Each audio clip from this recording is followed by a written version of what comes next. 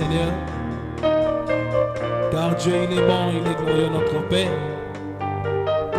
Oui, bien-aimés, ce soir, nous allons encore élever nos voix et chacun va prier pour ces temps que Dieu va nous révéler sa pensée ce soir. Nous allons prier encore pour la parole, frère, car Dieu, tous les jours, il nous apporte un bon message. Une bonne nouvelle pour un peuple ce soir. Nous allons prier afin que Dieu puisse encore nous révéler sa pensée ce soir. Nous allons aussi recommander l'orateur entre les mains de l'Éternel. Élevons nos voix, prions, alléluia.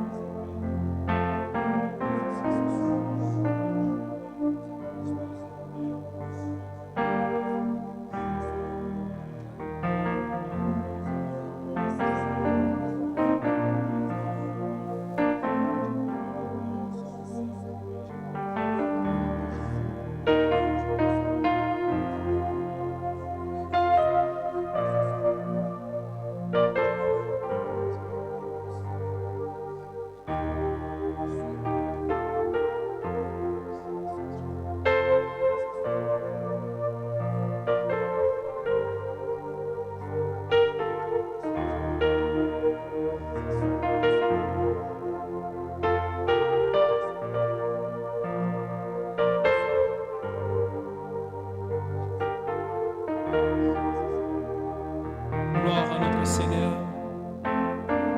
le Dieu d'amour. Sans ces mots que nous avons ainsi prié, que l'Assemblée des saints dise avec moi, Amen. Est-ce que quelqu'un peut acclamer pour le roi des rois ce soir?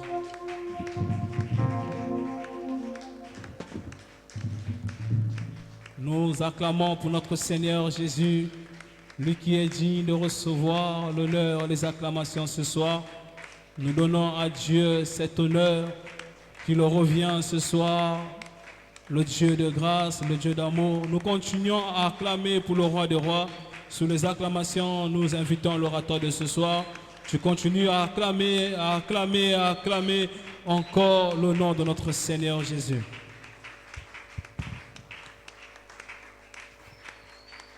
Gloire à notre Seigneur. En ces mots, nous pouvons prendre place. Seigneur, tu es le Dieu vivant, tu es saint. L'univers tout entier, Seigneur, est le reflet de ta gloire. Voilà pourquoi nos cœurs, nous étalons cela devant ta sainte face. Seul toi, Seigneur, est le véritable pédagogue. Seigneur, instruis-nous par ta révélation. Fais-nous part de ce qui est caché, afin que nous voyions ton admirable lumière. Dans un seul but, un seul intérêt, Seigneur, que nous, hier qui étions des enfants, que nous deviennons des maîtres. Seigneur, conduis-nous à la maturité de ta parole. Ouvre nos yeux, que nous voyons ce qui est caché derrière le voile. Restaure notre entendement, que nous soyons capables d'entendre, Seigneur. Hier, sous la loi, tu nous disais, quand le tonnerre était en train de retentir, Jésus, c'était le rugissement d'un lion. Pourtant, c'était des paroles magnifiques, mais que les hommes ne pouvaient comprendre. Jésus, mais nous voulons ce soir comprendre ta parole. Nous ne voulons pas, Seigneur, nous arrêter à entendre un sang de tonnerre ou entendre, Seigneur, un sang qui retentit, mais, Seigneur, à pouvoir percevoir, à pouvoir, Seigneur, porter le message de ce que nous entendons. Car tu as dit, ô Éternel, que nous devions nous aussi garder tes paroles. De la même façon que toi-même tu es parole, tu as dit que celui qui m'aime, qu'il garde mes commandements. Seigneur, aide-nous à garder tes commandements. Aide-nous à être éclairés, Seigneur, par toi. Seul notre Seigneur, que les saints disent Amen. Alors, Nous poursuivons notre message et comme nous le disons toujours, nous sommes en phase de révision générale. La révision générale se poursuit. La dernière fois, il fallait présenter du milieu des frères l'intérêt des deux temps, de la loi et de la grâce. Nous avions abordé avec vous le cheminement de la loi jusqu'à la grâce et qu'est-ce qui devait être accompli pour qu'aujourd'hui nous soyons sauvés. Nous savions que sous la loi, il y avait l'inefficacité du sang des animaux par le sacerdoce lévitique ou celui d'Aaron. Nous avions dit que quand notre frère Abraham revient de la victoire des rois, il reçoit dans sa maison qui? Melchisédek, qui vient pour le bénir en apportant le pain et le vin. Quand Melchisédek apporte les deux choses, Abraham prélève la dîme pour donner à Melchisédek. Parce que Melchisédek était un sacrificateur du Dieu très haut. Il venait d'un sacerdoce éternel. Et là-dessus, nous avions dit Lévi, dans son sein, paye aussi la dîme. Amen. Nous avons prêché ces choses du milieu des frères. En quelle position se trouve Lévi? Nous sommes en révision générale. En quelle position se trouve Lévi?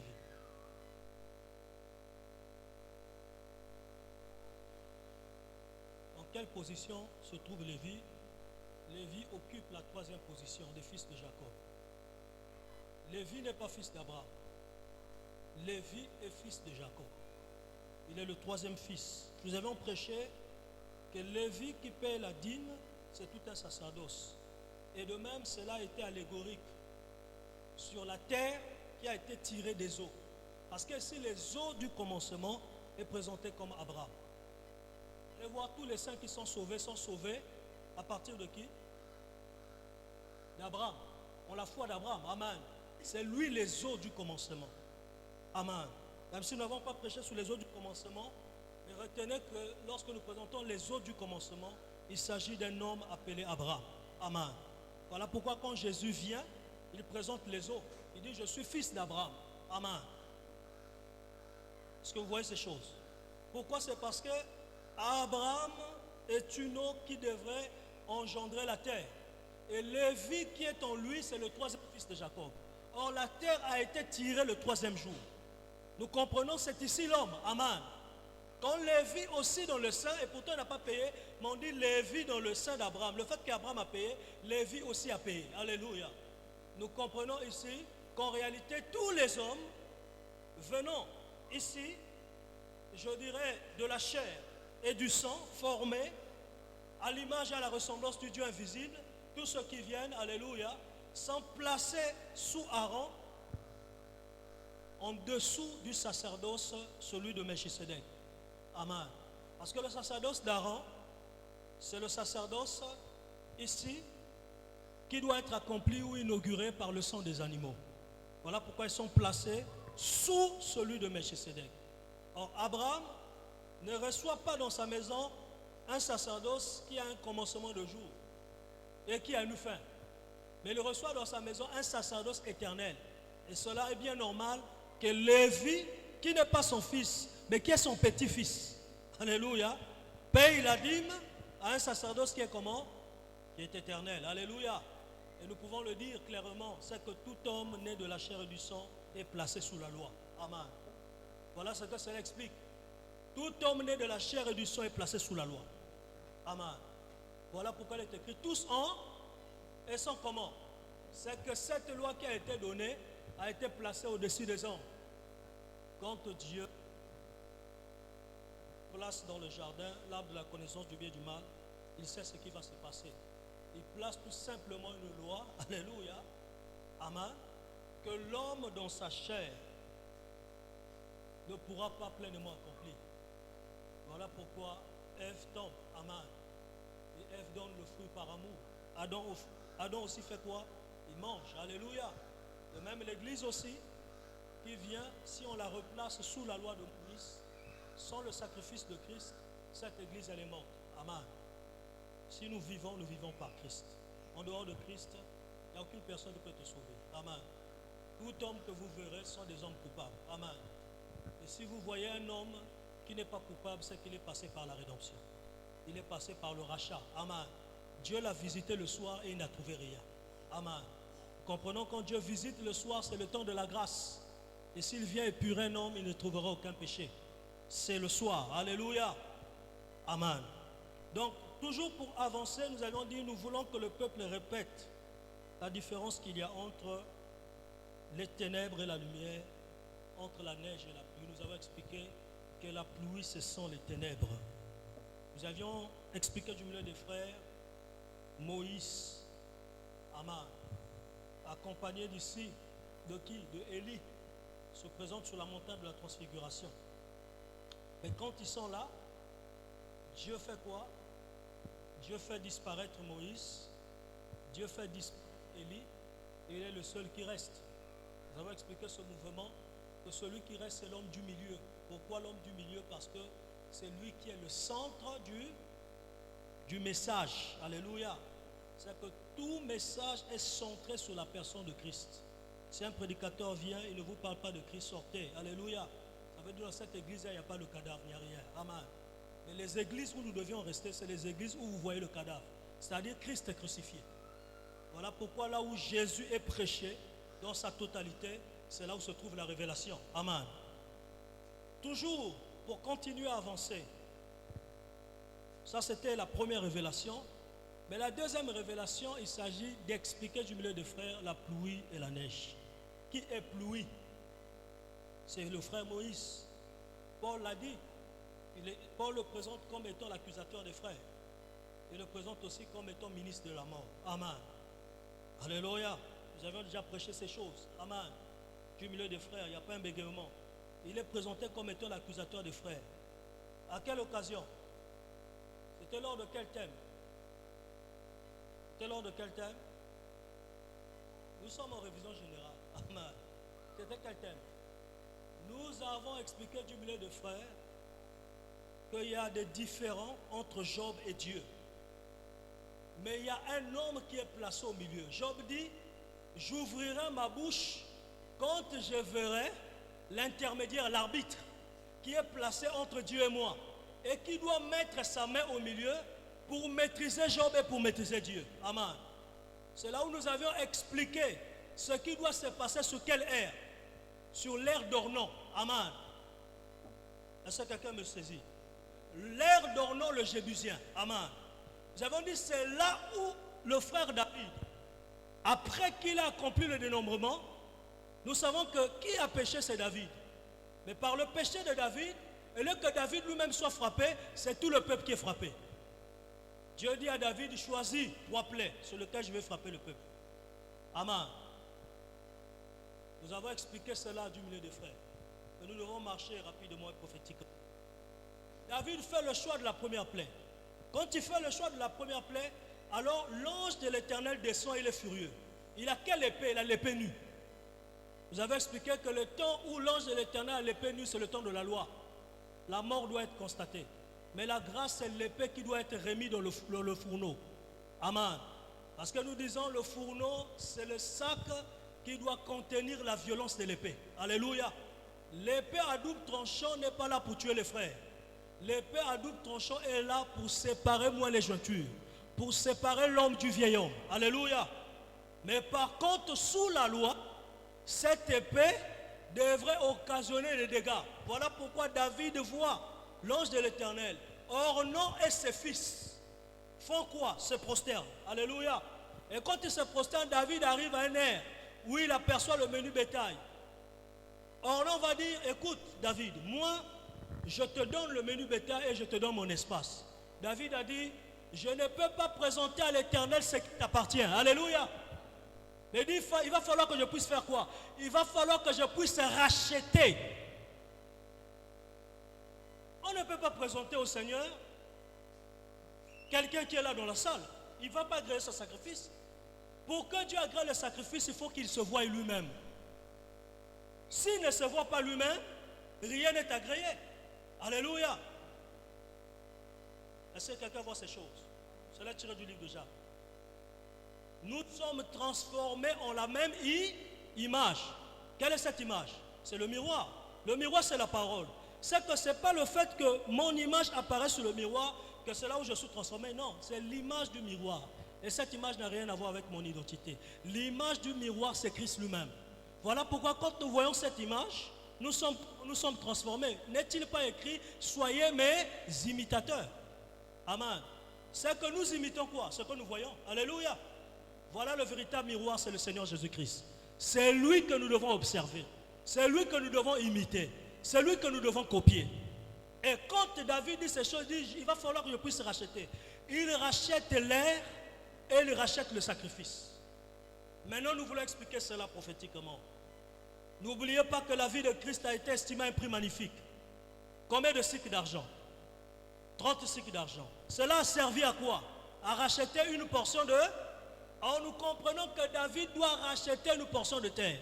Mais cette portion de terre, ici cache quoi? Aussi le rachat du menu bétail pour le sacrifice. Nous comprenons que là, vous voyez la portion de terre, il y a un animal qui doit mourir. Est-ce que vous voyez ces choses? Et là où nous voyons la portion de terre, frère, quel est l'animal qui doit mourir? C'est le Seigneur Jésus-Christ. Il a été estimé à 30 cycles d'argent. Le fait qu'on a racheté une portion de terre, nous comprenons chaque fois que nous voyons la portion de terre, nous voyons l'animal qui est mort. Quel est cet animal? C'est l'agneau de la rédemption. Alléluia. Est-ce que quelqu'un me saisit? Est-ce que quelqu'un me comprend? Nous voyons l'agneau de la rédemption. Or, cela aussi est allégorique. Remarquez, frère, quand Abraham quitte sa patrie et que Abraham ici est avancé en âge, sa femme doit mourir. Alléluia. Mais quand la femme d'Abraham doit mourir, Abraham rachète quoi? Une portion de terre. Amen. Cette portion de terre se trouve dans le pays des étrangers. Alléluia. C'est ça le Seigneur Jésus-Christ. C'est lui qui est estimé un prix magnifique, mais pour que les étrangers soient comment? Soient enterrés. Alléluia. Or il a dit, je m'en vais là-haut dans les cieux pour aller faire quoi? Vous préparer une? Alléluia. Amen. Est-ce que vous voyez ces choses? C'est ce qu'a fait le Seigneur. C'est ce que va faire Abraham. Et quand il rachète la portion de terre, là il dépose qui? Il dépose Sarah. Parce qu'il a dit, là où je suis, c'est là où vous serez. Alléluia. Alors nous comprenons que le lieu où Sarah est déposée, c'est le lieu du repos. Alléluia. Amen. Et le véritable repos, frère, amen, c'est dans le sein d'Abraham. Amen. Parce que Sarah ne peut pas se reposer sur une autre terre, si ce n'est que la terre qui a été rachetée par Abraham. Voilà pourquoi tous les saints ne peuvent que se reposer dans le sein d'Abraham. C'est ça le lieu du repos. Nous comprenons que dans le sein d'Abraham, c'est là où Sarah est déposée. Dans le sein d'Abraham, c'est là où Abraham lui-même est déposé. Dans le sein d'Abraham, c'est là où son fils Jacob est déposé. Dans le sein d'Abraham, c'est là où Isaac est déposé. Dans le sein d'Abraham, c'est là où la femme d'Isaac est déposée. Alléluia. Nous comprenons que c'est tout un voyage. Joseph même, qui devient petit-fils, quand il arrive en Égypte, il dit quoi, frère? Il dit, tel qu'a dit Jacob, après 400 ans, Dieu enverra un libérateur. Mais lorsque vous sortirez, vous emporterez avec vous mes ossements. Mais pour que cela soit déposé où? Où? Sur les terres d'Abraham toujours. Alléluia. Parce que nous comprenons que tous les saints, amen, sont dirigés vers qui? Vers Abraham. C'est lui les eaux du commencement. Il y a beaucoup de mouvements à voir sur les eaux du commencement. Amen. Est-ce que vous voyez ces choses? Oh frère, pourquoi nous voyons cela? C'est pour vous montrer que Abraham n'est pas là en vain. Mais Abraham, s'il est là, il représente la foi de plusieurs. Vous ne pourriez pas, frère, être rapproché de Dieu si vous ne croyez pas. Il n'y a pas de caractéristique en dehors de la foi sur Abraham. C'est la foi. Alléluia. Quand vous parlez de foi, voyez Abraham. Amen. Nous comprenons que tous ceux qui doivent rentrer dans le sein d'Abraham doivent croire. Alléluia. Si tu ne crois pas, il n'y a aucun moyen par lequel tu peux être sauvé. Parce que la foi est une ferme assurance des choses qu'on et une démonstration de celles qu'on ne. Or, celui qui s'approche de Dieu croit que Dieu est et qu'il est le rémunérateur de tous ceux qui le. Or, sans la foi, il est impossible d'être à. Très bien.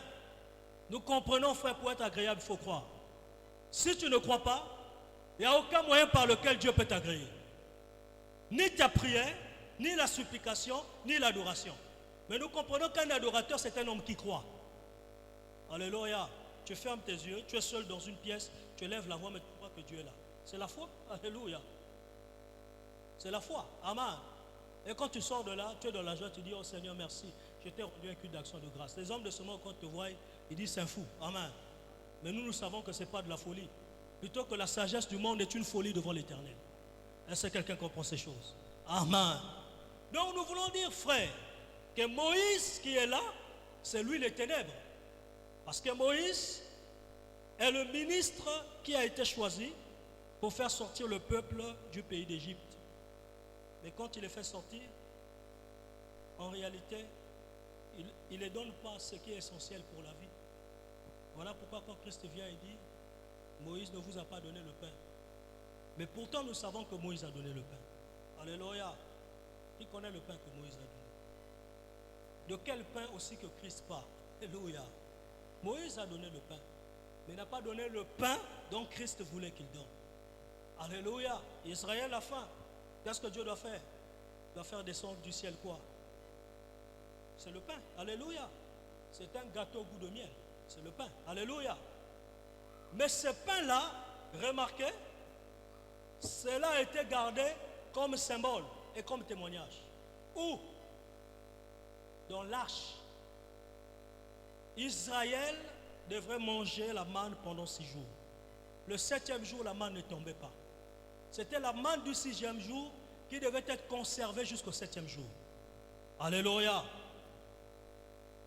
Et après le 7e jour, le lendemain, la manne tombait. Amen.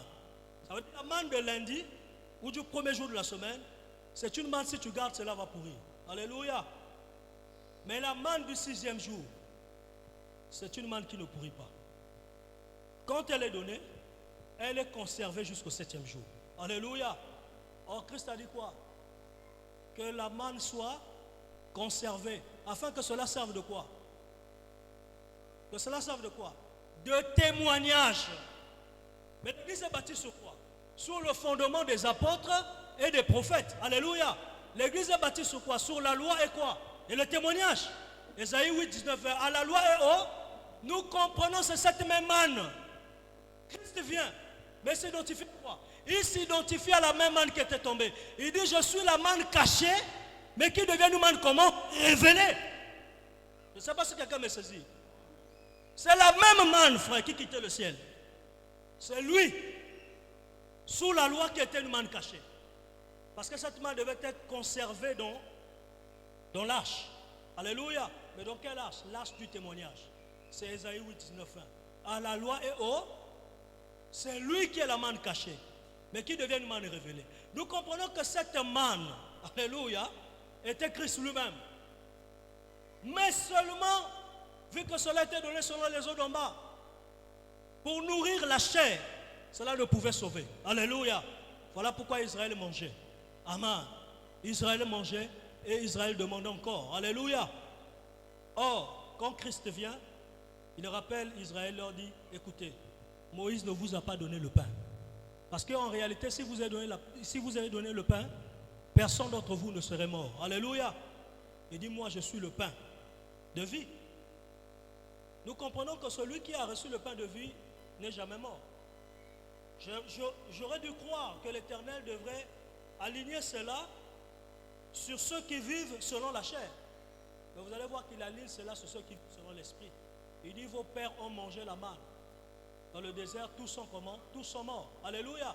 Mais celui qui mange de mon pain ne mourra pas. Amen. De quelle mort il parlait? Ce n'est pas d'une mort physique, mais d'une mort spirituelle. C'est que les pères ont mangé la manne, mais ils étaient morts spirituellement. Alléluia. Voilà pourquoi tous dans le désert, ils ne peuvent pas avoir une mort physique sans pourtant qu'il y ait une mort spirituelle. Christ a dit quoi? J'ai compté leurs péchés jusqu'au 10e. Tous ceux qui ont péché me concernant, de l'âge de 20 ans jusqu'au-dessus, je vais faire quoi? Je vais les faire mourir. Était-il mort pendant qu'il parlait? Non. De quelle mort s'agissait?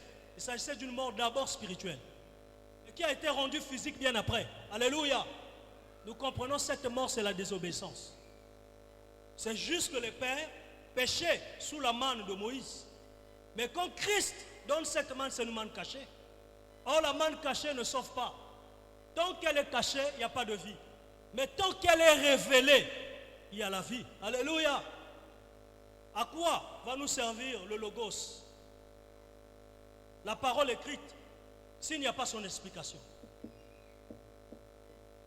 Quelqu'un est malade, il prend la Bible, il met derrière son thé d'oreiller, Psaume 91, ça ne te sauvera pas.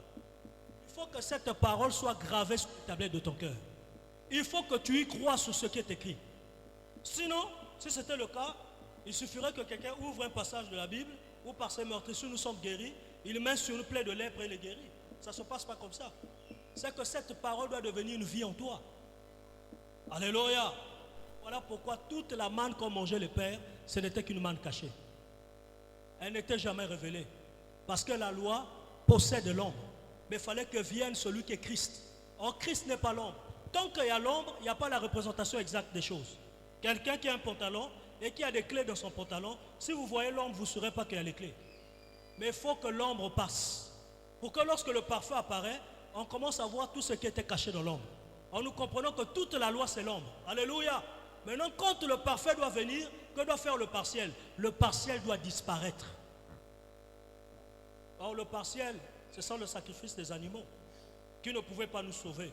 Alléluia. Qui couvrait le péché. Mais il fallait que Christ vienne, l'agneau de la rédemption. Et c'est par lui que nous avions été comment? Sauvés. Donc nous voyons que Moïse ici, c'est un messager, c'est aussi un pédagogue. N'oubliez pas, il est écrit, la loi est le pédagogue qui nous renseigne Christ. Alléluia. Nous comprenons que Moïse aussi était un pédagogue. Mais seulement, dans l'évangile apporté par Moïse, vu que c'était tout un bégaiement, il fallait que vienne ici le Seigneur Jésus-Christ. Car ces paroles ne concernaient pas Moïse, mais ces paroles concernaient Christ. En cela ne devait pas s'accomplir sur un prophète qui vient du Bénin ou qui vient de quelque part, mais cela devait s'accomplir sur celui qui est la somme de tous les prophètes, le Seigneur Jésus-Christ. Luc 24, 44 à 45 doit s'accomplir sur moi tout ce qui est écrit dans la loi, dans les prophètes et dans les psaumes. Amen. Il dit, vous sondez les Écritures, vous croyez trouver en elles la vie, mais ce sont elles qui rendent témoignage de moi. C'est que toute la loi n'était que le témoignage de Christ. Quand il vient devant les disciples d'Emmaüs, il commence à leur parler. En commençant par qui? Par Moïse. Pourquoi il commence par Moïse? C'est parce que tout Israël, personne n'a compris Moïse. Alléluia. Oui, frère. Lui-même, il a dit, le frère Moïse, il dit, lorsqu'un prophète comme moi viendra, vous ferez quoi? Vous l'écouterez. Mais quand Moïse est venu, Israël a-t-il écouté? Nous comprenons que Moïse lui-même est celui qui doit fermer l'entendement de tout un peuple. Il présente celui que Israël doit écouter. Alléluia. Amen. Et celui que Israël doit écouter, c'est le Seigneur Jésus-Christ. Alléluia. Mais quand Moïse vient, l'entendement d'un peuple est comment? Est fermé. Voilà pourquoi Moïse dit, lorsqu'un prophète comme moi viendra, vous ferez quoi? Vous l'écouterez. Qu'est-ce que cela veut dire? Comment comprenez-vous un prophète comme moi? Alléluia. Ce serait difficile d'attribuer cela à un prophète quelconque. Alléluia. Ce serait difficile de dire, il s'agit peut-être d'un prophète mineur, ou il s'agit d'Ésaïe. Moïse est précis, il dit au singulier, lorsqu'un prophète comme moi. Qui est Moïse? C'est un prophète qui a porté l'alliance. L'alliance que Moïse a portée, c'est quelle alliance? C'est la loi qui a été inaugurée avec le sang des animaux. Qui est le Seigneur Jésus-Christ? C'est le prophète qui a apporté une alliance. Cette alliance qui est supérieure à la loi. Comment l'appelle-t-on? La grâce. Qui est Moïse? Le prophète par lequel tout un peuple fut baptisé en son nom.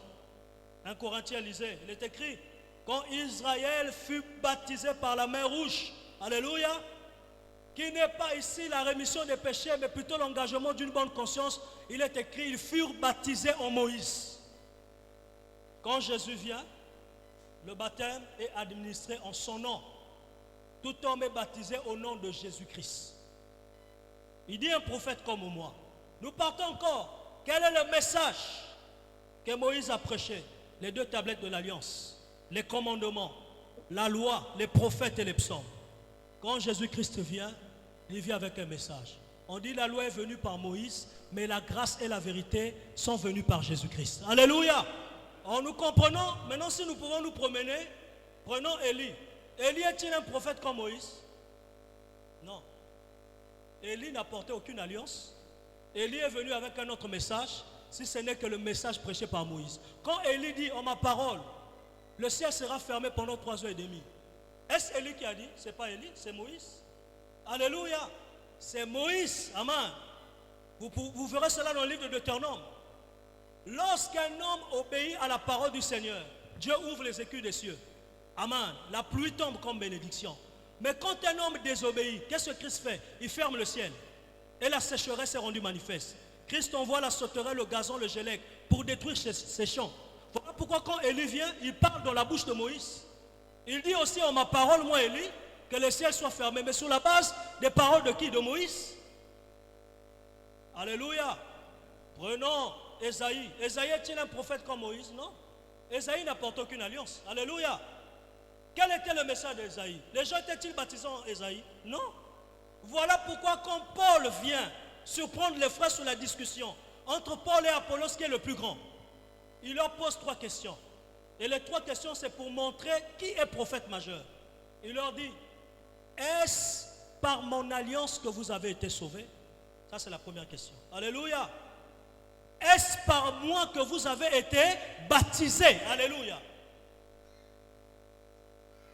Pourquoi pose-t-il ces questions? C'est pour nous montrer les 3 fondements qui présentent un prophète majeur. Tu dois apporter une alliance, tu dois venir avec un message qu'aucun autre n'a prêché, et les gens doivent se baptiser en ton nom. C'est là où nous venons arrêter tous les mouvements de distraction qui se passent. Le messager du temps de la fin, nous arrêtons ça. Nous présentons Hébreu. Alléluia. Autrefois, Dieu nous a parlé par les prophètes. En ces derniers temps, il nous a parlé par le Fils. Nous comprenons que le messager du temps de la fin, c'est le Fils. Si un messager vient qui ne prêche pas Jésus, c'est un faux messager. Ne l'écoutez pas. Alléluia. Voilà ici ce qui montre. Et dans notre Bible, de Genèse jusqu'à Apocalypse, on n'a que 2 prophètes majeurs. Le premier prophète majeur, c'est le frère Moïse. Le deuxième prophète majeur, c'est le Seigneur Jésus-Christ. Alléluia. Tous ceux qui sont venus après Moïse sont placés sous Moïse. Ils ont travaillé sous la loi. Amen. Et après cela vient celui qui est la somme de tous les prophètes. Voilà pourquoi quand il vient, il doit questionner ses disciples s'ils comprennent réellement qui il est. Dites-moi qui je suis. Alléluia. Les disciples sont là.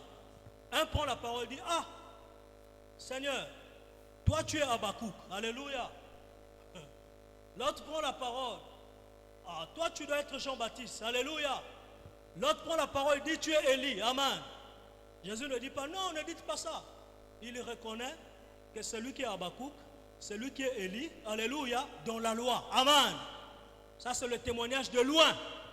Maintenant il dit sur le témoignage de près, vous maintenant, que dites-vous que je suis? Amen. Pierre prend la parole, il dit tu es le Messie. Alléluia, tu es l'envoyé de Dieu. Ça c'est le témoignage de près, c'est ce qu'on appelle la grâce. Alléluia. Or nous comprenons que Élie dans la loi c'est le Seigneur Jésus-Christ. Moïse dans la loi c'est le Seigneur Jésus-Christ. Habakkuk dans la loi c'est le Seigneur Jésus-Christ. Voilà pourquoi nous présentons Moïse ici comme étant les ténèbres. Moïse a fait sortir un peuple, mais qui doit mourir dans le désert. Alléluia. Il n'y a que 2 qui furent sauvés. Or Christ dit, là où 2 ou 3 s'assemblent, je suis comment? Je suis là au milieu d'eux. Alléluia. Amen. Avant que cela ne soit transposé sur les fils d'hommes, comprenez qu'il s'agit de Christ lui-même. Alléluia. Il dit, là où moi, le Père, je suis, il y a le Fils et il y a le Saint-Esprit. Alléluia. Alors, lorsque nous travaillons dans nos dispensations, c'est que nous-mêmes nous sommes là et la gloire de l'Éternel est là. Alléluia. C'est de cela qu'il s'agit. Amen. Maintenant, nous pouvons ramener cela sur les eaux d'en bas pour associer les frères. Alléluia. Là où 2 ou 3. Pourquoi 2 ou 3? Christ a dit, le témoignage est valable lorsque nous sommes en présence de combien de témoins? De 2 ou de 3? C'est ça, les 2 ou 3. Nous comprenons les 2 ou 3, c'est le Père, c'est le Fils et c'est le Saint-Esprit. Quand ils sont rassemblés, la gloire de Dieu est là. Pour former l'homme, qu'est-ce qu'ils ont dit? Faisons l'homme selon notre image et selon notre ressemblance. C'est ça, 2 ou 3 assemblés. Alléluia. En son nom. Quel est ce nom-là? C'est la parole. Alléluia. et l'homme a été formé. Alléluia. Amen. Est-ce que quelqu'un comprend ces choses? Maintenant, ensemble, nous marchons toujours. Nous comprenons que quand Moïse fait sortir le peuple, c'est pour que le peuple meure dans le désert. Alors remarquez, frère, quand quelqu'un reçoit le Seigneur Jésus-Christ, alléluia, qu'est-ce qui se passe? C'est la marche d'Israël. Quand quelqu'un reçoit le Seigneur Jésus, qu'est-ce qui se passe?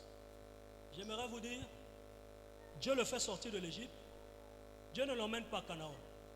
Dieu doit le faire passer dans le désert. Regardez quand Israël est sorti de l'Égypte, Israël doit marcher dans le désert. C'est dans le désert où se trouve l'enseignement. Je l'avais dit du milieu des frères, que le désert n'est pas l'absence du pain. Le désert n'est pas l'absence du repas. Le désert, ce n'est pas ce que les hommes peuvent dire. Frère, le désert, frère, je passe par le désert, par des moments difficiles. Ce n'est pas ça le désert. Alléluia. Le désert, c'est le lieu où Dieu est notre provision, mais où nous passons par une formation. C'est ça le désert. Amen. Donc, mourir de faim à la maison, ce n'est pas ça le désert. Parce que nous savons que Christ a dit, par la bouche de David, j'étais jeune, j'ai grandi, j'ai vieilli. Je n'ai jamais vu le juste être à, ni son fils mendier du.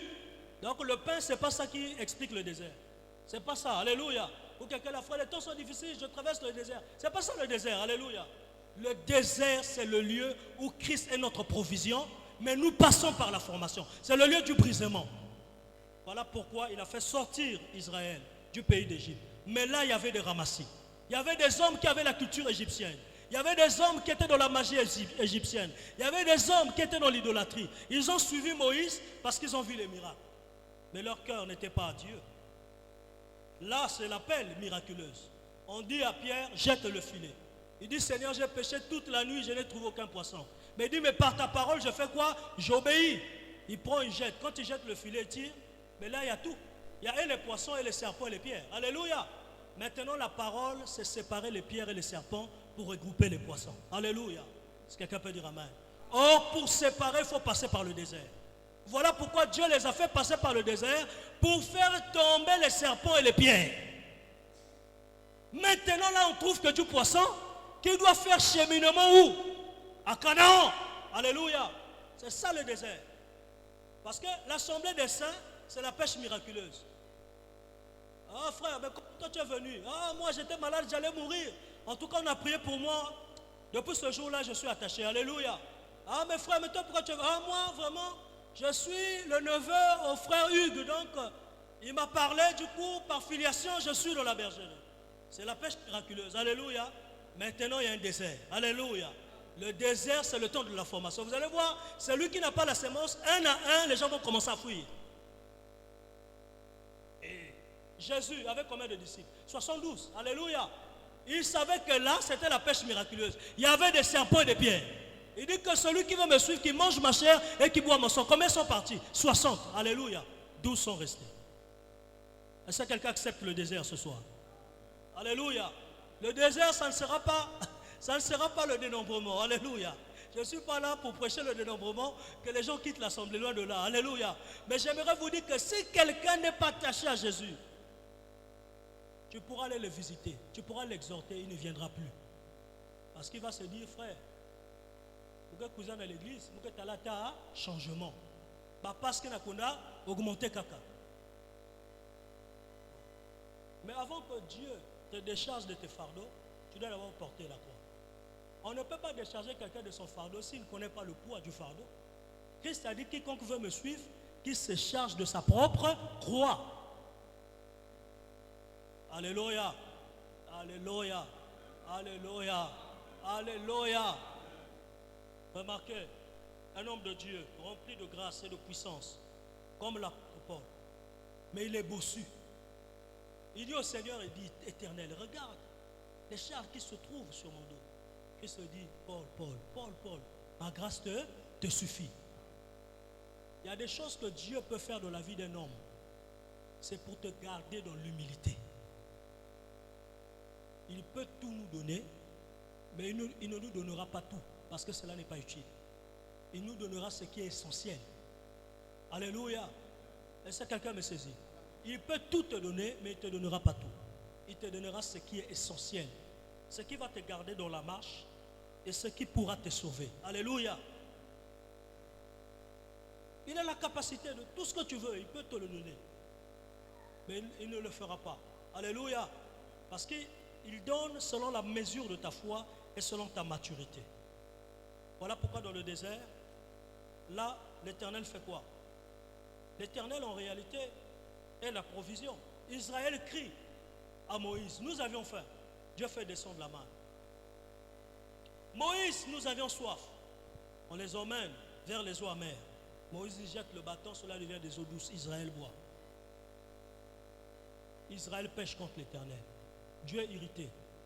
Qu'est-ce qu'il fait? Il envoie des serpents brûlants le matin. Il dit, allez-y mordre le peuple. Les serpents sont allés, les serpents brûlants, ils ont mordu le peuple.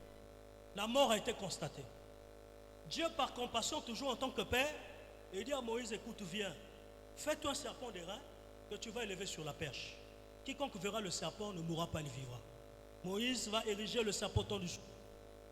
Une partie du peuple est épargnée. Ceux qui restent là blasphèment encore contre l'Éternel. Alléluia. Dieu fait quoi? Dieu fait tomber. Amen. Moïse, toujours dans le désert, tellement que le peuple l'importunait, l'Éternel lui dit, tu parleras au rocher. Suite à la pression du peuple, pris de colère, il prend le bâton et il frappe. Il dit, il n'y a pas de problème. Tu as frappé. Voici le Dieu de la provision. L'eau doit sortir. L'eau est sortie. Le peuple a bu. Dieu fait monter Moïse sur la montagne. Il dit, regarde Canaan. Il dit, ah oui, j'ai vu Canaan. Il dit, Moïse, tu ne rentreras pas. Oh Seigneur, mais qui tu as choisi? Et il y a Josué. Alléluia. Aucune désobéissance vis-à-vis de Dieu ne peut rester impunie. Quand tu atteins un cap avec le Seigneur, quand tu es berger, quand tu es conducteur, les désobéissances sont suivies des sanctions plus fatales. Amen. Je préfère que quelqu'un qui est au lait désobéisse. Dieu sait qu'il est au lait. Dieu sait qu'il y a des choses qu'il n'a pas compris. Dieu sait qu'il est encore immature. Mais quand tu arrives à la viande, que tu manges les choses sacrées, que Dieu a révélé son intérieur, tu as goûté à ses entrailles et que tu désobéis, cela est grave. Alléluia. Une seule désobéissance de Moïse lui a coûté Canaan. Quel serait l'intérêt de faire sortir un peuple et de ne pas goûter le blé du pays? Alléluia. C'est-à-dire, tu as été un leader, tu as été un libérateur, mais ta course s'arrête dans le désert. Amen. Nous voulons dire, vous allez voir que Josué, c'est quelqu'un qui a en lui l'expérience de l'Égypte, parce qu'il a vu les plaies. C'est quelqu'un qui a en lui l'expérience de ce que Dieu a accompli en Moïse, parce qu'il était avec Moïse dans le désert. Et c'est quelqu'un qui est arrivé jusqu'à Canaan. Il a goûté à la gloire. Donc Josué, c'est quelqu'un qui a un parcours différent. Vous allez voir que les erreurs qu'a fait Moïse ne sont pas les mêmes erreurs que Josué a fait. Quand Achan vole, qu'est-ce qu'il fait? Il dit à Achan, mon fils, rends gloire à l'Éternel. Il dit, dis-moi, qu'est-ce que tu as fait? Il dit, mais je suis arrivé. J'ai vu le manteau de Shinéa. J'ai vu l'or. J'ai emporté cela et j'ai enterré. Qu'est-ce qu'il a dit Josué? Josué, c'était œil pour œil, dent pour dent. C'est-à-dire, l'âme qui a péché, c'est l'âme qui doit mourir. Il dit, Achan doit mourir toute sa famille. On les a tués le même jour. Ils ont combattu, ils ont été victorieux. Or, Moïse, c'est quelqu'un qui était toujours dans la plaidoirie. Même si le peuple désobéit contre l'Éternel, toujours là, Seigneur, s'il y a quelqu'un que tu dois frapper, c'est moi. Non, alléluia. J'aimerais vous dire, frère, dans la marche, un bon conducteur du troupeau doit savoir qu'il a un instrument de conduite entre ses mains. C'est quel instrument? La verge. Alléluia. La verge ne sert pas seulement à montrer le chemin. La verge sert à frapper. Un berger, s'il ne connaît pas l'instrument qu'il a entre ses mains, c'est un mauvais berger. Alléluia. La verge ne sert pas seulement à tâter le terrain, c'est-à-dire à savoir s'il peut avoir des rapaces, s'il peut avoir des reptiles, des serpents. Parce qu'avant de conduire le troupeau sur les verts pâturages, c'est le berger lui-même qui vient ici sur les verts pâturages pour commencer à toucher toutes les extrémités. Et là, s'il y a le serpent, s'il y a des animaux féroces, la première victime, c'est le berger. Alléluia. Amen. Mais à quoi sert le bâton? C'est parce qu'on montré le chemin, ça a frappé. Christ, vous allez voir qu'il n'a pas un bâton. On donne même la matière par laquelle le bâton de Christ a été fait.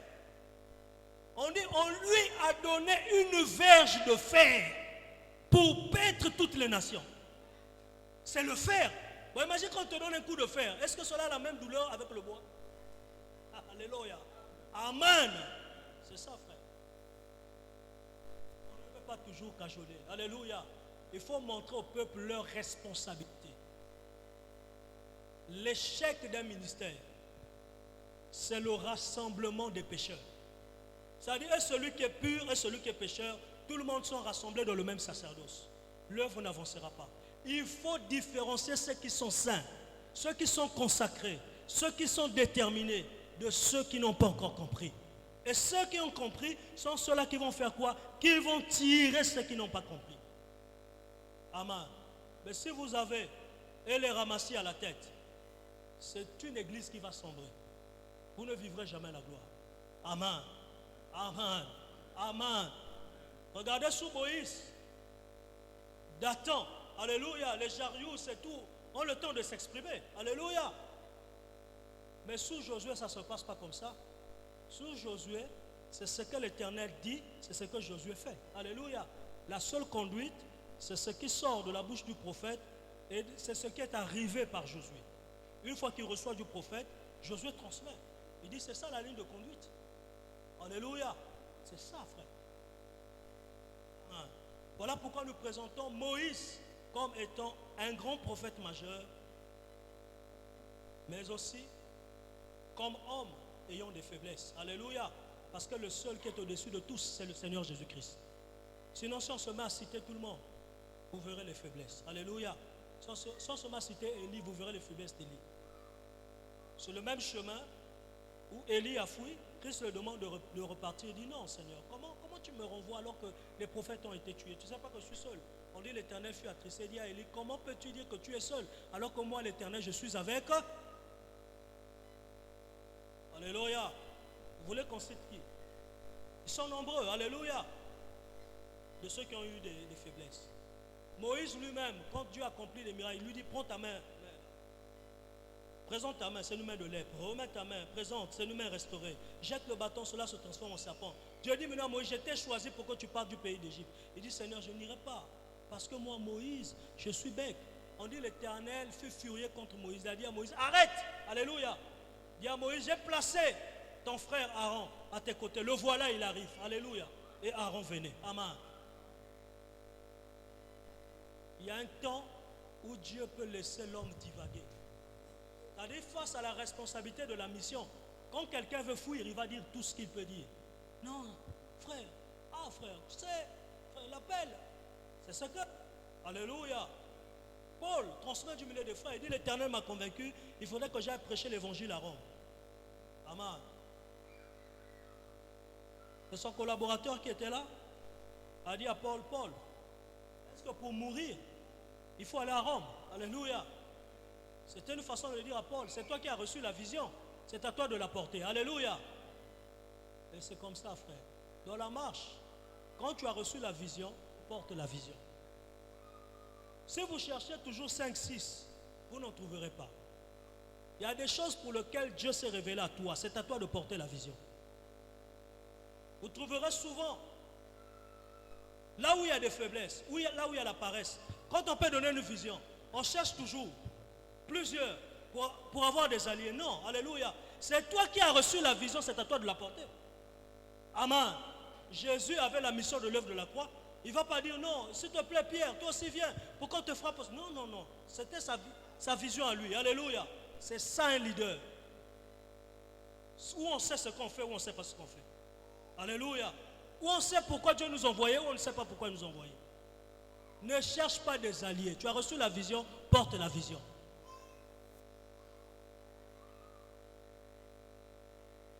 Alléluia. Et quand c'est comme ça, on cherche toujours des excuses. Si on peut faillir, je n'étais pas seul. On était nombreux. Non. C'est à toi que Dieu a donné la vision. Alléluia. Bouscule ton frère et dis-le, c'est à toi que Dieu a donné la vision. Moi, je suis du milieu des frères, je prêche l'évangile.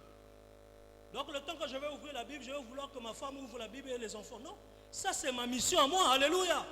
S'il faut jeûner, c'est ma mission à...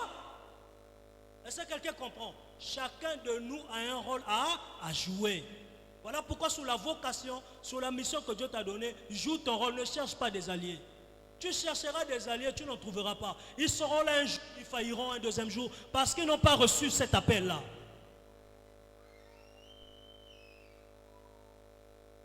Amen. C'était Barnabé. Voilà, je cherchais le nom. C'était Barnabé qui avait dit à Paul, est-ce que pour mourir, il faut aller à Rome. Alléluia. Et Barnabé n'est pas parti. Paul est parti seul. C'est ça, frère. Parce que Barnabé lui sait, moi je n'ai pas reçu cet appel. L'ange s'est révélé, c'est Paul de partir. Moi, je continue à travailler en Israël. Je continue à travailler du milieu des Juifs. Alléluia.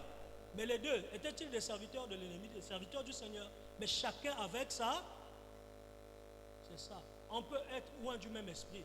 Mais ce que j'ai vu, si tu ne l'as pas vu, alléluia, même si je te dis on va, tu seras capable de dire non frère, c'est toi qui as vu, alléluia, toi vas-y. On est tous frères de la même assemblée. Mais si je dis l'Éternel m'a convaincu, il faudrait que je prêche l'évangile devant les Iraniens en Iran, pour mettre à terre le Coran. Qui va m'accompagner? Parfois je ne trouverai même pas un collaborateur, alléluia. Elle dit c'est toi qui as reçu. Donc vas-y, nous allons te soutenir. Amen. Est-ce que quelqu'un me saisit? Ne cherchez pas des alliés. Chacun de nous a un rôle à... Moïse savait pourquoi il était envoyé. Élie de même aussi savait pourquoi il était envoyé. Même si quelque part il y avait des faiblesses. Mais il accomplit la voie de l'Éternel. Il accomplit la mission de l'Éternel. Et rapidement j'explique. Regardez Moïse. Moïse comme ténèbres. Regardez Élie. Élie comme grâce. Moïse c'est la pluie. C'est la loi. Mais Élie n'est pas passé par la mort. Le corps de Moïse encore a été combattu entre les démons et les anges. C'est l'Éternel qui prend le corps de son serviteur et couvre la terre pour que personne ne le retrouve. Alléluia. Après la bataille des anges de l'Éternel et des démons, le corps de Moïse est couvert par l'Éternel lui-même. Et Élie n'est pas passé par la mort.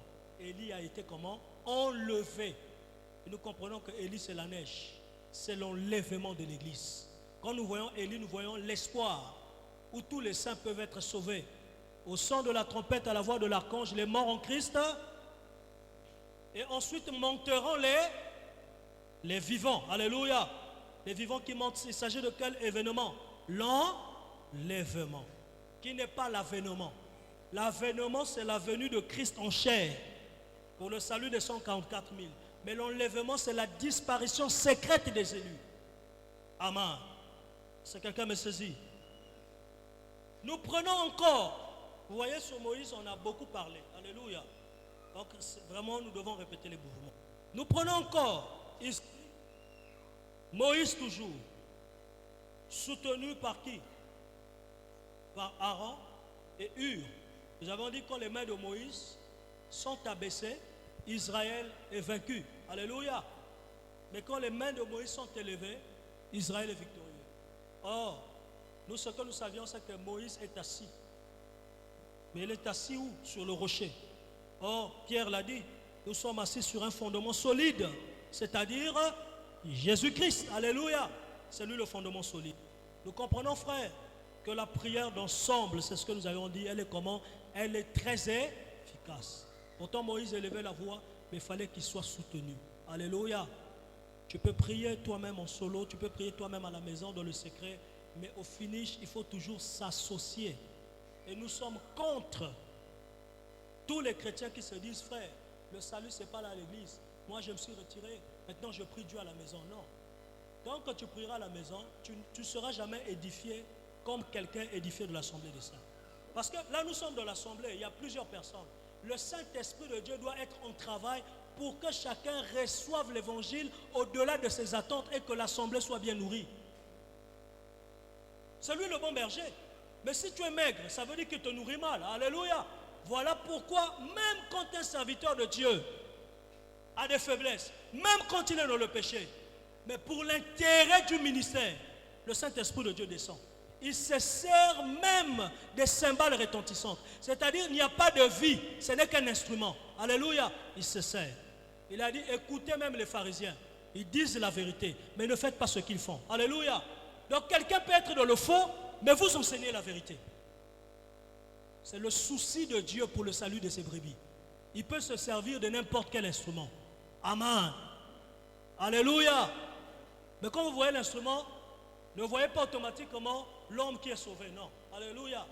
L'instrument, c'est l'instrument. Il faut savoir dissocier le salut du service. Alléluia. Là, je suis en plein service. Ça n'a rien à voir du salut. Amen. Je travaille, c'est mon ministère. Alléluia. Mais mon salut sera conditionné par mon obéissance à la parole du Seigneur. Ce n'est pas parce que je suis là mardi, vendredi que je prêche, dimanche je prêche. Non, c'est pas ça. Alléluia. C'est qu'après avoir prêché, Dieu maintenant m'évalue sur ce que j'annonce. Est-ce que moi-même je suis exemplaire? C'est ça le salut. Sinon, il suffit de prêcher l'évangile pour être sauvé. Ou vu que mon père est pasteur, moi je suis son fils, automatiquement je suis sauvé parce que lui il est pasteur. Non, ça ne se passe pas comme ça. Le salut est individuel.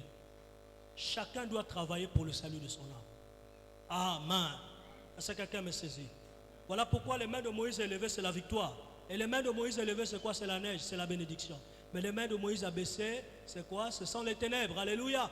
Voilà pourquoi quand une église a des mains abaissées dans la prière, c'est toute une église plongée dans les ténèbres. Frappée par les démons, frappée par l'ennemi. Vous pouvez vous retrouver en programme de prière, c'est un assoupissement qu'on n'a jamais vu. C'est-à-dire l'évangile est prêché, mais les gens dorment profondément. Alléluia. Amen.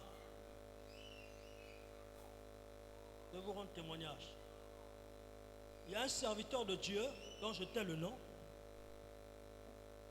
Lors d'une grande convention, après avoir jeûné, il se place du haut de la chaire pour annoncer l'évangile. Dans sa rangée de gauche, il y avait une femme avancée en âge, mais très très mal habillée. Elle avait une mini-jupe. Donc tout se faisait voir. Pendant la convention, il appelait ceux qui faisaient partie du protocole de la convention. Il a demandé que tous ceux qui étaient au premier rang soient déclassés. Parce que c'est ce que le Seigneur... C'est-à-dire qu'il fallait les retirer, les placer au fond. Vous savez, quand ces mouvements-là se passent, ça crée un remue-ménage. Certains qui sont là, oh mais comment? Il a entendu la voix de Dieu et l'exécuté. Donc tous ceux qui étaient là, qui étaient distraits, qui étaient dans l'assoupissement, on les a déplacés, on les a mis au fond et on a placé devant les intercesseurs. Il a repris sa prédication. Quand la prédication s'achève et qu'il a levé la voix, il a commencé à prier pour les malades. Les gens étaient guéris. Alléluia. Et à la fin, le Seigneur lui a dit, dorénavant, quand tu vois les gens, en fait, qui n'honorent pas et ne respectent pas ma présence, il faut les déclasser et les mettre derrière. Il faut placer devant ceux qui comprennent qui je suis. Alléluia. C'est le frère Sylvain qui m'a envoyé. Je pourrais vous envoyer le lien. Vous allez voir. Alléluia. Comment l'Éternel, au fait, opère avec ceux qui sont disciplinés. Le Dieu que nous appelons est un Dieu glorieux. Il est puissant, il est fort. Il est redoutable. Il est au-dessus de tous les rois. Mais comment nous l'honorons? Oh, la majesté, le roi descend. Et tu as même des gens mal habillés. Tu as encore des gens distraits. Et tu as même des gens qui ne le valorisent pas. Non. Voilà pourquoi, remarquez, la victoire de Josaphat était conditionnée par le premier rang. Je peux prêcher du milieu des frères le premier rang. Qu'est-ce qui devait être accompli? L'Éternel dit quoi à Josaphat?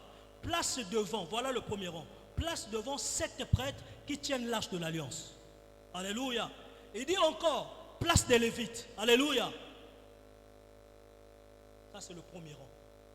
Mais derrière les 7 prêtres, derrière les Lévites, c'est la masse du peuple. Alléluia. Pendant que les 7 prêtres sont devant, les Lévites sont en train d'adorer. Alléluia. La Bible dit l'ange de l'Éternel est descendu. Eux ne savaient pas ce qui se passait, mais du côté de l'adversité, l'ange de l'Éternel est descendu avec l'épée. Mais cette épée, frère, c'était l'épée nue. On dit il y eut la confusion. Entre eux, les ennemis se sont entretués. Quand Josaphat arrive, il n'a même pas combattu, il n'y avait que des corps. Josaphat était victorieux. Il ne faut pas blaguer avec le premier rang. Il y a un premier rang dans le ministère, frère. On ne place pas n'importe qui devant. Alléluia. Pas comme non, frère, asseyez-vous là. Non. Une sœur est mal habillée. On est même obligé de chercher un panne. Mais placez pas devant, placez-la derrière. Ça va distraire même le messager. Ça va distraire même l'orateur. Alléluia. Est-ce que quelqu'un me saisit? C'est la vérité, frère. L'église doit être une église spirituelle. Le charnel doit mourir. Il faut comprendre que quand on est là, il s'agit d'un Dieu mystique et d'un Dieu glorieux. Que nous devons faire quoi? Que nous devons honorer, frère. En dehors de lui, il n'y a personne. Il est plus que chef de l'État. Celui que nous prêchons. Il est puissant, il est fort, il est redoutable, nous devons le craindre. Et il est là. Et on dort. Oui, il est là. Et on est là, on est dans l'ordinaire. Certains avec des positions qui ne le célèbrent pas. Alléluia. Vous savez, quand on est devant un responsable, même d'entreprise, quand même il te dit des choses que tu ne comprends pas, le respect c'est quoi? Tu fais que remuer la tête. Oui, si. Tu me comprends là, parfois tu n'as pas bien compris. C'est pour lui dire au fait que j'ai vraiment du respect. Alléluia. J'ai vraiment du respect. Et parfois, s'il veut que tu le fasses minutieusement, il peut passer par celui qui est ton N+1 pour lui donner les détails de ce qu'il t'a dit. Là, c'est seulement les hommes qui ne peuvent rien faire, qui ne peuvent pas nous sauver. Il peut te donner une promotion, mais après 55 ans, il te dira, tu es vieux, tu dois aller en retraite. Seigneur Jésus-Christ nous place dans un sacerdoce où le travail ne s'arrête pas. Je suis sacrificateur sur terre, je suis sacrificateur dans le ciel et à perpétuité. Et de surcroît, j'aimerais dire au ministre de la parole que les orateurs de l'évangile seront couronnés, alléluia, seront honorés. On dit pour celui qui prêche l'évangile, il reçoit quoi? Un double honneur, alléluia. Ça se passera même dans le ciel, alléluia, parce que vous sauvez des vies. Frère, non, alléluia, non, honorons le Seigneur. Honorons le Seigneur. Donc c'est une grosse parenthèse. Le Seigneur lui-même, il sait pourquoi. Il dit, honorons l'Éternel. Quand il est là, écoutons-le avec respect, avec honneur. Prenons des positions favorables. Que nos cœurs brûlent, que nous disposons, mais ne soyons pas dans l'habitude. Alléluia. C'est le Dieu vivant. Amen. La chair peut être faible, mais que notre esprit soit disposé. Alléluia. Nous avançons, frères. Revenons toujours sur la pluie et sur la neige. Nous avons vu le frère Moïse. Alléluia. Voilà pourquoi, frère, nous prenons encore Moïse toujours. Il envoie combien des espions? 12 espions. Amen. Dans les 12 espions, nous avons 10 et nous avons 2. Pourquoi nous les séparons? C'est parce que les 12 ne partagent pas la même foi. C'est que quand ils sont allés à Canaan, que nous avions déjà expliqué du milieu des frères, Canaan, c'était la terre qui devrait être donnée à Israël, la terre promise. Ils ont ramené là des présents. Il y avait des grappes de raisin. Nous savons que les grappes de raisin servent ici à faire quoi? À fabriquer du vin. Et nous avons dit que c'est quoi le vin? C'est quoi le vin? Le vin, c'est la parole. Amen. Accordez-moi une minute.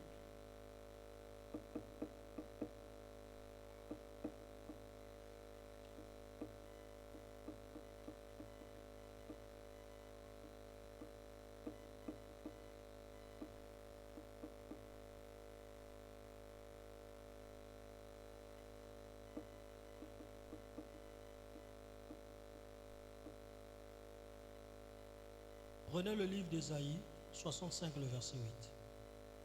C'est ce que nous avions promis du milieu des frères. Amen. Ésaïe 65, le verset 8. Je voulais expliquer du milieu des frères qu'est-ce que c'est la grappe de raisin. Qui trouve une grappe de raisin doit savoir qu'il a trouvé la bénédiction. Alléluia. Et Ésaïe 65, le verset 8. Ainsi parle l'Éternel. Quand il se trouve du jus dans une grappe, on dit ne la détruis pas, car il y a là une bénédiction. J'agirai de même pour l'amour de mes serviteurs afin de ne pas tout détruire. Alléluia. Or, quand voient les espions, ils ramènent quoi? Une grappe de... J'aimerais vous dire, quand vous voyez là une grappe de raisin, dites-vous qu'il y a là quoi? Une bénédiction. Voilà pourquoi, à travers la grappe de raisin, nous pouvons dire que Canaan, c'est le pays de la bénédiction. C'est là où se trouve le lait, c'est là où se trouve le miel. Alléluia. Nous n'avions pas besoin de voir le lait, nous n'avions pas besoin de voir le miel. Mais la grappe de raisin nous est suffisant. Alléluia. Est-ce que quelqu'un me saisit? Est-ce que nous pouvons avoir encore quelque chose?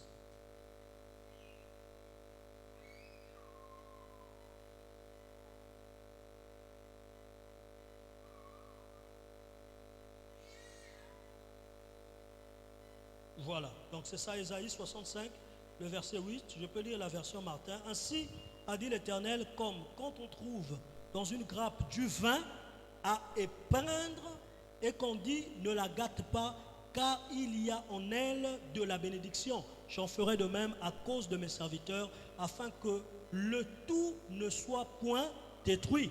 Et dans la version d'Arby, ainsi dit l'Éternel, comme le mou est trouvé dans la grappe, et qu'on dit ne la détruis pas, car il y a là une bénédiction en elle, ainsi je ferai à cause de mes serviteurs pour ne pas détruire le tout. Amen.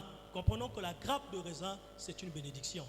Est-ce que vous saisissez? C'est ce que j'avais dit autrefois. Amen. Sans vous donner le passage, c'est important que je vous donne le passage pour que chacun comprenne. Quand les espions ramènent la grappe de raisin, c'est pour vous montrer que Canaan, c'est la terre de la bénédiction. Et le ciel, c'est le lieu de notre bénédiction. Amen. Voilà pourquoi Christ dit cherchez premièrement.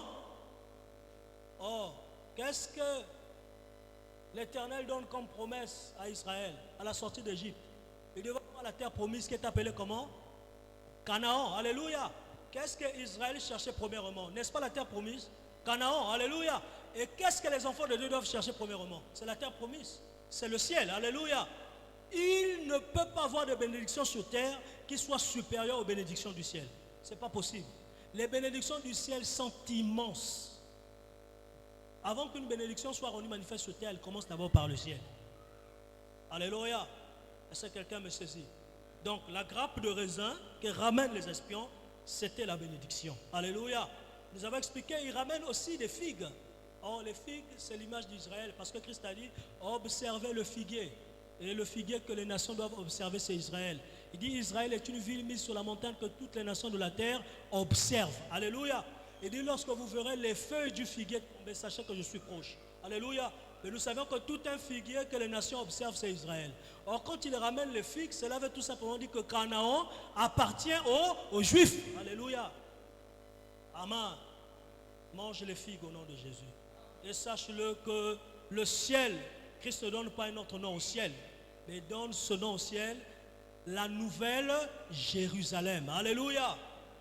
C'est que le Jérusalem terrestre a une transposition spirituelle. Amen. C'est aussi notre terre de bénédiction. Alléluia. Voilà pourquoi je travaille pour le ciel et tu seras béni. Travaille pour le royaume.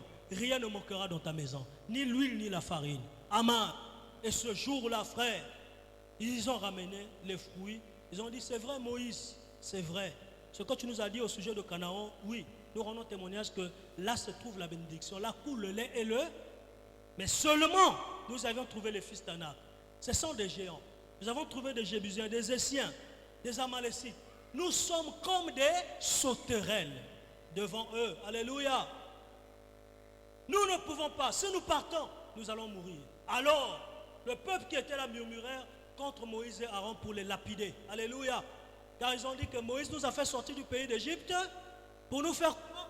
Pour nous livrer entre les mains des Jébusiens, entre les mains des Essiens, entre les mains des Amalécites. Nous devons les faire mourir. Alléluia. L'Éternel aussitôt fit descendre la nuée de la tente d'assignation. Et Moïse courut comme 10 nombres. Il rentra dans la tente d'assignation pour entendre la voix de la nuée. Et l'Éternel parla à Moïse. Jusqu'à quand Israël va me mépriser? Alléluia. Frère, Dieu peut compter tes péchés chaque fois que tu méprises Dieu. Chaque fois que tu le méprises, que tu le considères comme étant moins que rien. Alléluia. Frère, que ce qui s'est passé en Égypte soit valable de la capacité et du pouvoir que Dieu peut accomplir dans ta vie. Parce qu'il va te réprimander sur la base de l'évangile que tu écoutais. Pourquoi? Il traite qu'Israël a méprisé. Ce n'est pas sur la base du néant. Ce n'est pas sur la base qu'il est d'abord Dieu, mais c'est sur la base de ce qu'il a fait. Alléluia. Il dit ceci, je les ai délivrés du pays d'Égypte. J'ai frappé les Égyptiens des plaies. Il commence à citer. De la première, de la deuxième, jusqu'à la 10e plaie. Je les ai fait sortir par les deux ailes d'aigle. J'ai séparé la mer Rouge en deux. Ils ont marché sur une terre ferme. Jusqu'à quand Israël va me mépriser. Alléluia. Et je compte leurs péchés. C'est ce qui se passe. Quelqu'un est malade. Et quand il voit sa situation, il se dit, ah, ça, c'est la fatalité. Alléluia. Tu méprises Dieu parce que tu te dis qu'il est incapable de traiter cette situation. Frère, j'aimerais vous dire, la maladie, c'est un fait. Alléluia. Sur la base de la médecine, on peut avoir un retour. C'est vrai en tant qu'homme, on peut être secoué, oui, amen. Même moi, si je suis informé de certains détails, je peux être secoué. Mais il y a quelque chose qu'il faut faire, il ne faut pas abandonner la foi. Amen. Ça, pour ça, il n'y a pas d'excuse. Tu ne diras pas à Dieu, non, mais comment, moi, j'ai été informé que... Non, non, non, non. Même si on te dit que ton pronostic vraiment est critique, il te reste peut-être un mois, ou il te reste 2 semaines. Tant que tu vis, il y a encore de l'espoir. Bon, toi tu vis encore de l'espoir. Maintenant Lazare qui était mort. Toi tu vis encore de l'espoir. Maintenant Lazare qui était mort. Il y a 4 jours. Alléluia. Jésus est pour Lazare la résurrection. J'aimerais te dire, tant qu'on vit, il y a de l'espoir. Voilà pourquoi un chien vivant vaut mieux qu'un lion mort. Alléluia. Donc même si tu vois un lion mort, le chien même qui couche là, qui est dans les herbes avec des plaies là, il a plus de valeur qu'un lion qui est comment? Qui est mort. Parce que le lion là n'a plus de vie. Mais toi tu vis. Alléluia. Qui est-ce qui te dit que Dieu ne peut pas agir? Bouscule ton frère, dis-le, qu'est-ce qui te dit que Dieu ne peut pas agir? Qui est-ce qui te dit que Dieu ne peut pas agir? Quel est ce problème? Quelle est cette situation? Est-ce un problème d'emploi? Est-ce un problème de fécondité? Ou quelqu'un qui est stérile? Ou quelqu'un qui est stérile? Ce sont des situations dont Dieu a la capacité de résoudre en une fraction de seconde. Il est Dieu. Il a fait accoucher des hommes. Il a fait accoucher des femmes avancées en âge comme les Abraham. Avec des Sarah âgées de 80, je ne sais pas, de 90 ans.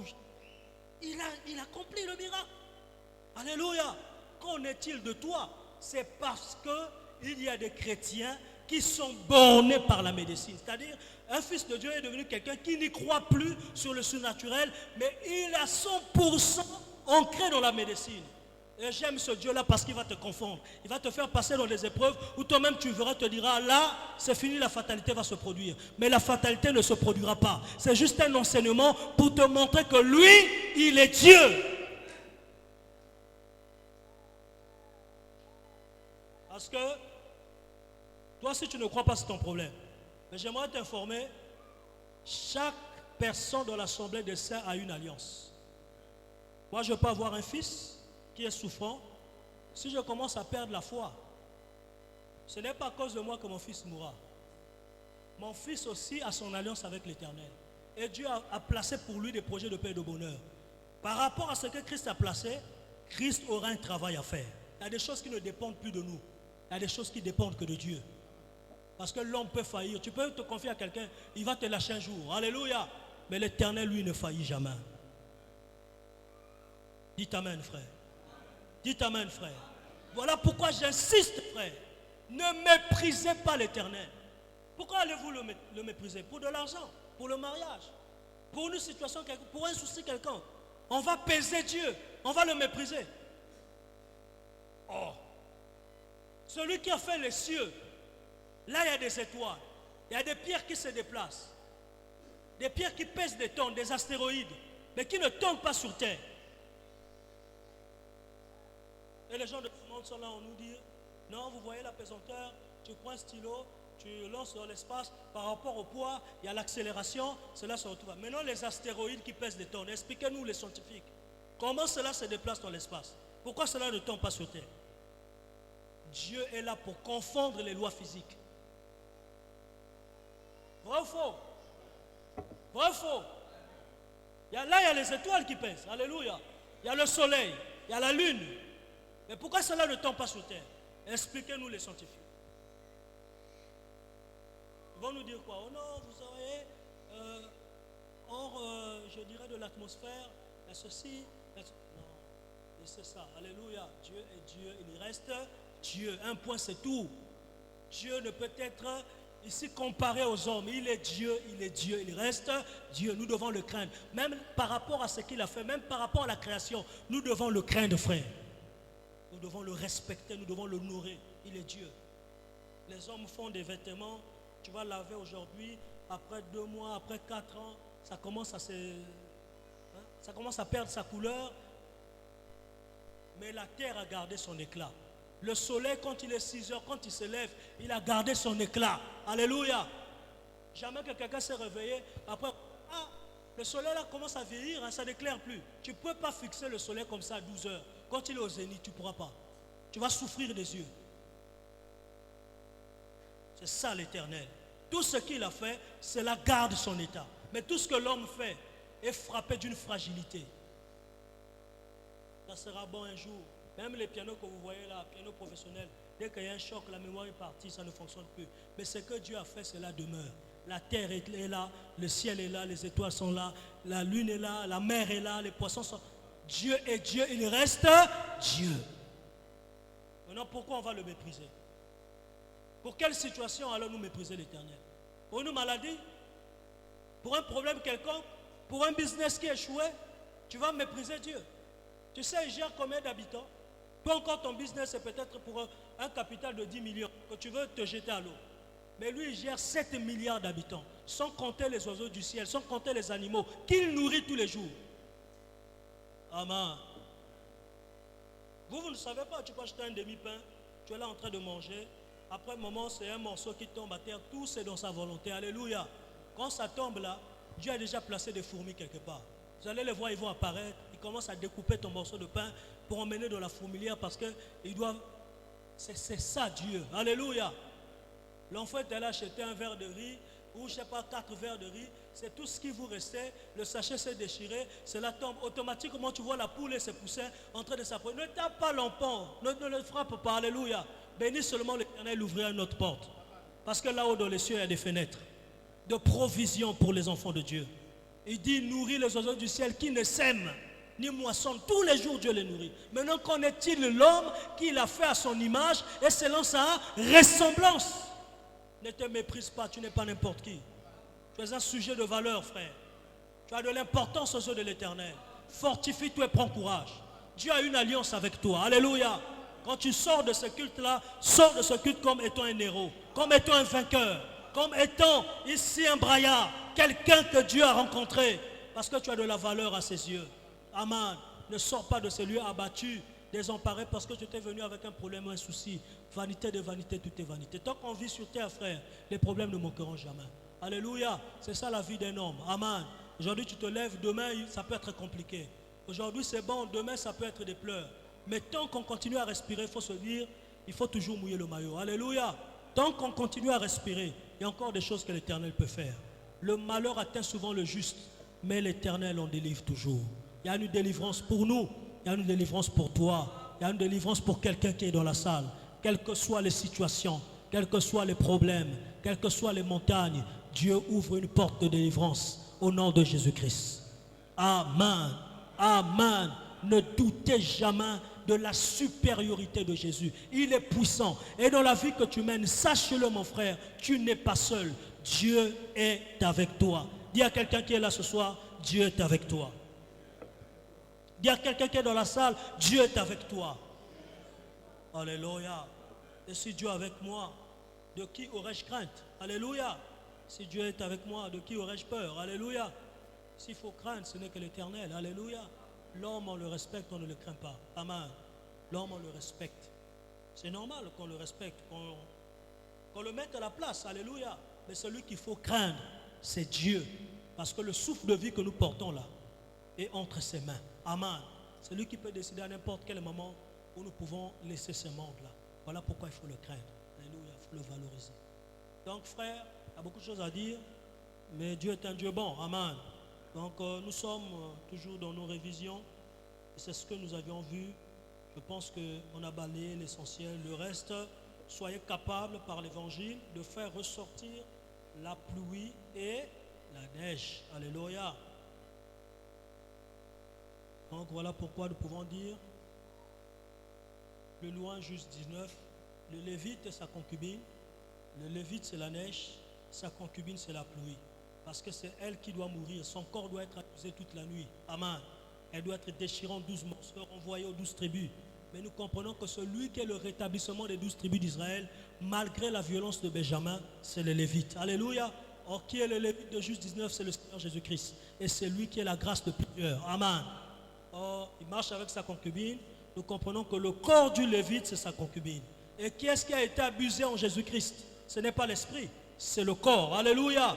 Or, nous comprenons que le corps de Jésus, qui a été abusé toute la nuit, c'est Christ qui doit mourir à la croix. Alléluia. Il devient le péché des frères. Amen. Il est frappé, il est flagellé. C'est ça la concubine du Lévite. Alléluia. Où on abuse toute la nuit. Amen. Mais lui, le Lévite, il reste intact. Le Lévite, c'est Christ. Car il a dit, Père, entre tes mains, je rends mon âme. Alléluia. Ça, c'est le Lévite de juste 19. Mais maintenant, après qu'on puisse abuser du corps de la concubine, on doit renvoyer les 12 morceaux du milieu des 12 tribus. Amen.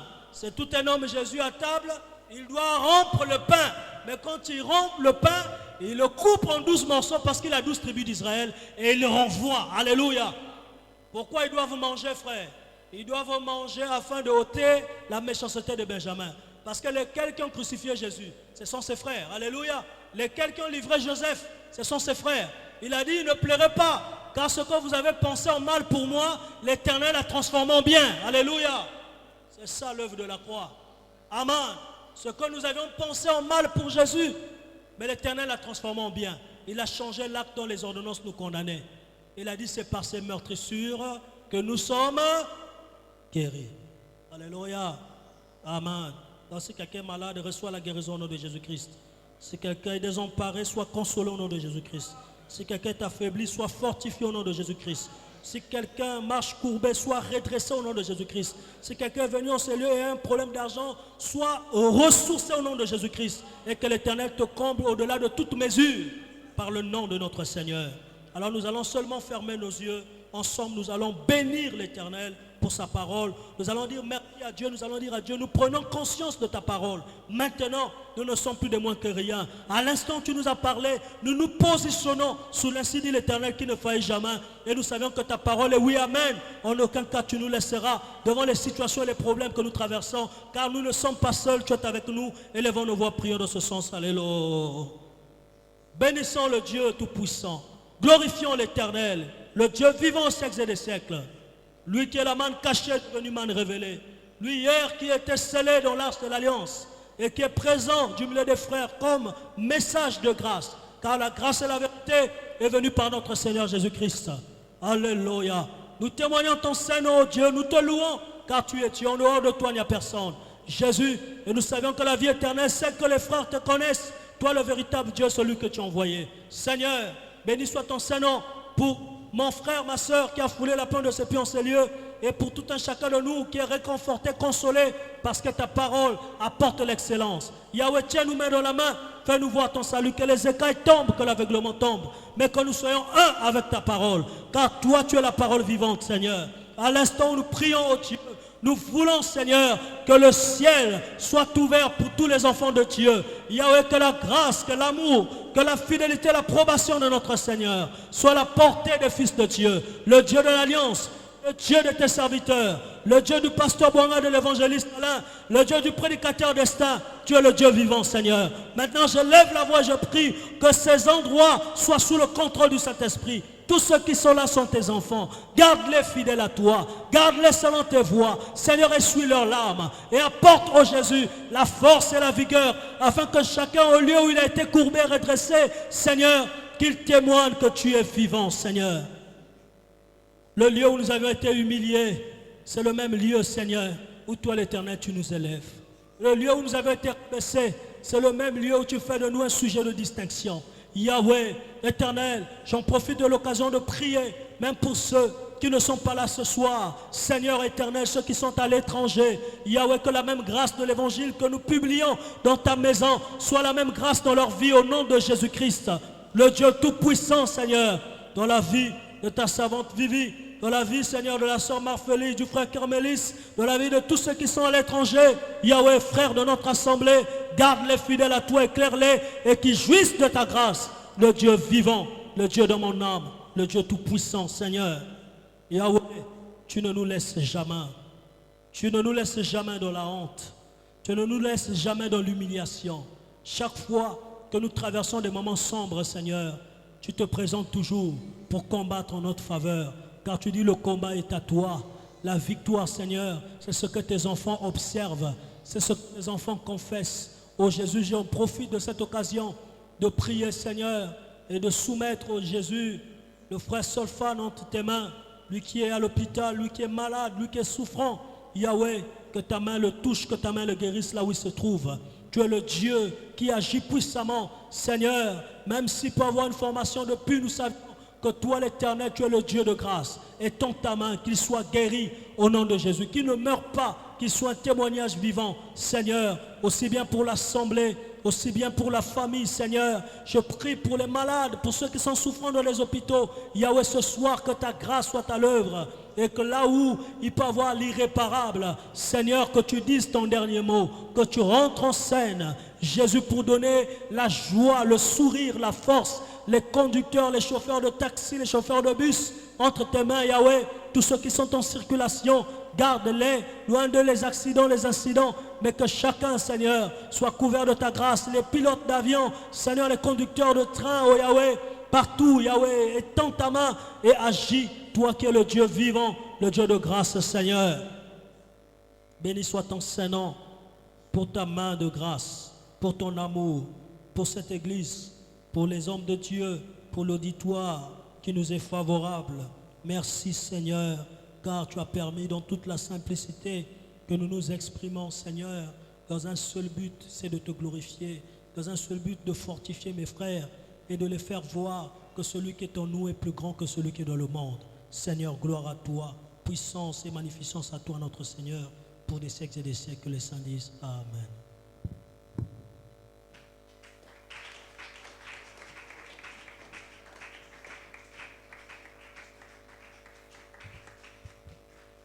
Nous acclamons encore pour le roi des rois, acclamons pour le Seigneur Jésus.